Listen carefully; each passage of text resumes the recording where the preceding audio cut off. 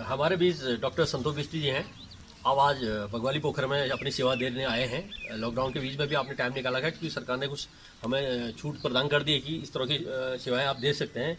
तो डॉक्टर संतोष जी, आप पिछले 1 महीने से लॉकडाउन में हैं, तो पहले तो ये बताइए कि ये जो लॉकडाउन का काल चल रहा है, इसमें आप कैसे अपना स्वास्थ्य सेवाएं दे पा रहे हैं या नहीं दे रहे हैं, क्या देखिए, ऐसा है, जहां भारत सरकार की तरफ से लॉकडाउन लगाया गया है पूरे भारतवर्ष में, और स्वास्थ्य सेवाओं को इससे बाहर रखा गया है क्योंकि हेल्थ सर्विस प्रोवाइड करना हमारा कर्तव्य है। कुछ बेसिक चीज़ों का ध्यान रखते हुए, अपने आप का बचाव करते हुए और मरीजों का बचाव करते हुए, हमें स्वास्थ्य मंत्रालय से भी ये निर्देश है कि आप आकस्मिक सेवाएं जो हैं, इमरजेंसी डेंटल सर्विसेज जो हैं, वो अपने पेशेंट्स को प्रोवाइड करें। इसलिए हम थोड़ा बहुत अपनी एक लिमिटेड सेवाएं अपने पेशेंट्स को दे पा रहे हैं।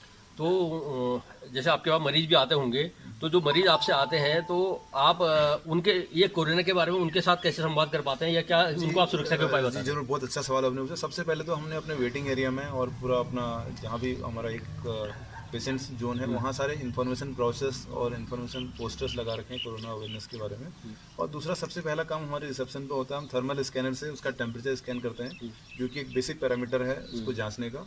और कुछ क्वेश्चनर है जो हम उससे पूछते हैं कि पिछली खांसी, बुखार, सर्दी, जुकाम, या फिर किसी बाहरी देश में या फिर अपने प्रदेश से बाहर की ट्रैवल हिस्ट्री लेते हैं और एक कंसेंट फॉर्म साइन करवाते हैं, और उसके बाद ही हम उसको अपने ट्रीटमेंट रूम में चेक इन करते हैं, तब उसके बाद हम उसका इलाज शुरू कर पाते हैं। आप जो आम लोग हैं, जो जनता जनार्दन है हमारी, उसको कोरोना से बचने के लिए आप क्या सुझाव देना चाहेंगे और क्या सावधानियां बरतनी चाहिए हमें इस बीच में? ये सबसे पहला और सबसे मुख्य सुझाव तो ये है कि किसी भी भ्रामक जानकारी या सोशल मीडिया की तरफ से अनधिकृत जानकारी पर विश्वास न करें, और डायरेक्ट मिनिस्ट्री ऑफ हेल्थ जो भी है, हमारा स्वास्थ्य मंत्रालय की तरफ से जारी दिशा निर्देशों का पालन करें और सामाजिक दूरी रखें, हाथों को सैनिटाइज करें और साबुन से बार बार हाथ अपने धोते रहें, और सार्वजनिक स्थान पर जाते वक्त मास्क का प्रयोग करें। और भी कुछ इस तरह की सावधानियां हैं वो आप बरत सकते हैं।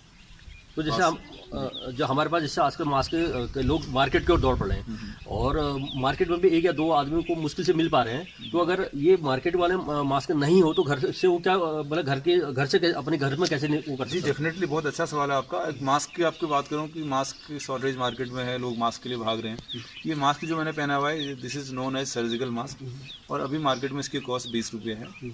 और अगर एक परिवार में 5 सदस्य हैं तो एक बार के उसके मास्क का खर्चा 100 रुपये हो जाता है, और इस मास्क 5 से 6 घंटे से ज़्यादा तक आप इसको नहीं पहन सकते हैं, या बीच में खांसी आने पर, छींक आने में आपको मास्क डालना होता है। तो अगर आर्थिक रूप से देखें तो ये भी फिजिबल नहीं है कि एक परिवार महीने में जो है 2-3 हज़ार रुपये मास्क पर खर्च करे। तो घर में बना हुआ किसी भी सूती कपड़े से या किसी भी ऐसे कपड़े से, आप साफ कपड़े से मास्क बना सकते हैं। इनफैक्ट रुमाल से आप मास्क बना सकते हैं, किसी भी साफ सुथरे कपड़े से मुँह ढक सकते हैं, वो मास्क के तौर पर उसका आप इस्तेमाल कर सकते हैं। केवल हेल्थ प्रोफेशनल्स को और जितने भी हमारे कोरोना वॉरियर्स हैं उनके लिए मास्क, सर्जिकल मास्क या फिर N95 मास्क या और भी प्रोटेक्टिव मास्क की आवश्यकता है। आम लोगों के लिए जो आप घर में रह रहे हैं या सार्वजनिक स्थानों पर जा रहे हैं, तो कपड़े के बना हुआ, घर का बना हुआ मास्क आप पहन सकते हैं। अच्छा, एक प्रश्न और है मेरा कि सैनिटाइजर की बात आ रही है, बाजार में सैनिटाइजर बहुत महंगा मिल रहा, पहले तो मिल नहीं रहा, मिल भी रहा तो बहुत महंगा मिल रहा, 100-150 रुपये की बोतल छोटी सी शीशी आ रही है, और आम नागरिक के लिए खरीदना बड़ा मुश्किल होता है। तो उसका क्या विकल्प है? हम घर में ही सैनिटाइजर किससे करें? मतलब कोई घर के, देखिए, सैनिटाइजर की जहाँ तक बात करें, जो प्रिस्क्राइब सैनिटाइजर है वो 70% आइसोप्रोपिल अल्कोहल उसमें कंटेंट होना चाहिए, और कई सैनिटाइजर मार्केट में अवेलेबल है। लेकिन सैनिटाइजर से ज़्यादा महत्वपूर्ण मैं समझता हूँ कि अगर आपके पास उपलब्ध है पानी, साबुन, सबसे सस्ते से सस्ता साबुन भी वही इफेक्ट करेगा, क्योंकि जो वायरस की जो प्रोटेक्टिव वॉल है वो फैट की बनी हुई है, जो कोरोना वायरस है या फिर अन्य वायरस जो भी होता है, अधिकतर उनका जो आउटर पॉकेट जिसको हम बोलते हैं, जैकेट जो बोलते हैं, वो फैट का बना होता है और बहुत इजीली डिजॉल्व हो जाता है किसी भी साबुन से।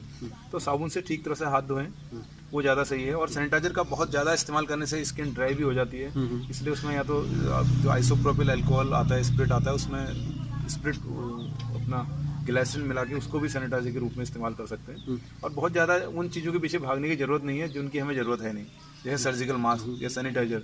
आप साबुन से हाथ धोएं और घर का बना हुआ अपना मास्क पहने तो सुरक्षित रह सकते हैं। अच्छा, इसमें एक संदेश आपका और चाहता हूँ कि जैसे अक्सर घर में बच्चे क्या कर रहे हैं, सैनिटाइजर से बार बार हाथ धो ले रहे हैं और फिर सीधे कुछ बच्चों को दिखते हैं अक्सर, तो हम वो खाना भी खाने लग जाते हैं ऐसे ही। तो सैनिटाइजर के जगह अगर कोई बच्चा यूज़ करता है तो क्या उसको हाथ धोना चाहिए उसके बाद, खाना खाने से पहले?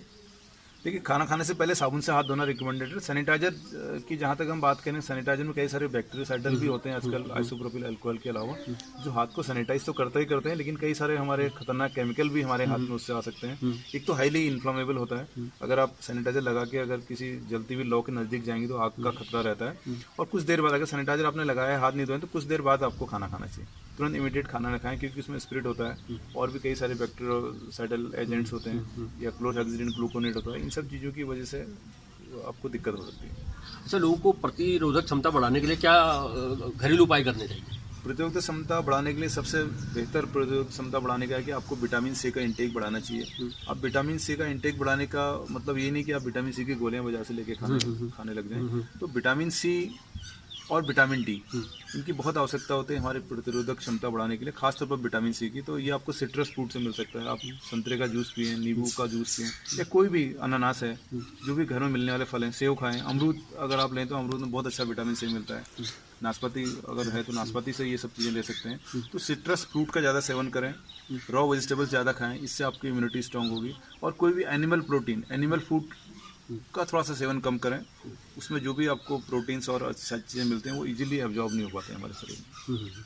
अच्छा, जो हमारे अगर हम गांव की बात करते हैं तो हर किसी के घर में वाटर प्यूरीफायर वगैरह नहीं होते हैं और लोग जनरली पानी जो पीते हैं, तो क्या ये कोरोना के जो लक्षण है कि पानी के माध्यम से भी आने की संभावना रहती क्या? नहीं, अभी कोई ऐसा साइंटिफिक एविडेंस या रिसर्च पेपर्स इसमें नहीं है। WHO की भी ऐसी कोई गाइडलाइन नहीं है कि ये पानी के माध्यम से स्प्रेड होने वाला नहीं है। ये फिलहाल केवल एयरबोर्न है और ड्रॉपलेट्स के द्वारा या कांटेक्ट के द्वारा स्प्रेड होता है, पानी से फैलने का नहीं। फिर भी पानी अपने आप में आपको साफ पीना चाहिए। फिल्टर पानी ना हो तो पहाड़ों का पानी मैं समझता हूँ कि लगभग ठीक है।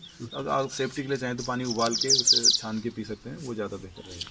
अच्छा, दूसरा, घर के आसपास जैसे हम किन चीज़ों का छिड़काव करें ताकि ये कोरोना के जो बैक्टीरिया से भी बचा जाए, जैसे चूना वगैरह, इस टाइप से कुछ चीज़ें? आप ब्लीचिंग पाउडर का छिड़काव कर सकते हैं, और सोडियम हाइपोक्लोराइड, जिसको हम लिक्विड ब्लीचिंग कहते हैं, उसका भी 1% सोडियम हाइपोक्लोराइड का सॉल्यूशन बना के घर का पोछा लगाना, आसपास छिड़काव कर सकते हैं। लेकिन इस बात का ध्यान रखें कि सोडियम हाइपोक्लोराइड की मात्रा ज़्यादा होगी तो जिन लोगों में सांस की परेशानी, अस्थमा, दमा या और भी इस तरह की दिक्कतें या एलर्जिक हैं, तो उनके लिए थोड़ा सा समस्या पड़ सकती है। तो ऐसा कोई भी छिड़काव करने से पहले ये आप सुनिश्चित कर लें कि घर का वेंटिलेशन ठीक हो। और डायरेक्ट किसी कपड़े में अगर आप ज़्यादा कंसनट्रेटेड छिड़केंगे तो कपड़ों का रंग भी उससे उड़ सकता है, तो उसकी आपको अनुपात भी ठीक से रखना होगा। तो डॉक्टर साहब, चलते चलते आप लोगों के लिए, मतलब आम नागरिक के लिए क्या संदेश देना चाहेंगे हमारे? बस यही संदेश आपको देना चाहेंगे कि आप सुरक्षित रहें, stay safe, be careful not fearful. डर के आगे जीत है, डरना मना है, लेकिन अपना बचाव आपके अपने हाथों में है। और डॉक्टर द्वारा दी गई सलाह और स्वास्थ्य मंत्रालय की दी गई जानकारियों का आप जरूर पालन करें। और बहुत बहुत धन्यवाद डॉक्टर साहब, आपके लिए भी, डॉक्टर दीपक जी, इतने छोटे समय में आप आए और आपने कुछ चीज़ों को पूछा। मुझे मालूम है, मैं जानता भी हूँ कि आप अपने प्रचार माध्यमों से, सोशल मीडिया के माध्यम से हमारी बात आम लोगों तक पहुँचाएं। आपका भी बहुत बहुत धन्यवाद। आपने बड़े महत्वपूर्ण सुझाव हमें दिए। और ये कि हम डॉक्टर संतोष हमारे बीच दंत रोग विशेषज्ञ, आप आज बगवाली पोखर क्षेत्र में आए हैं और आपने आम लोगों के लिए बहुत अच्छी जानकारी दी है, और आपका बहुत बहुत धन्यवाद। जी, धन्यवाद।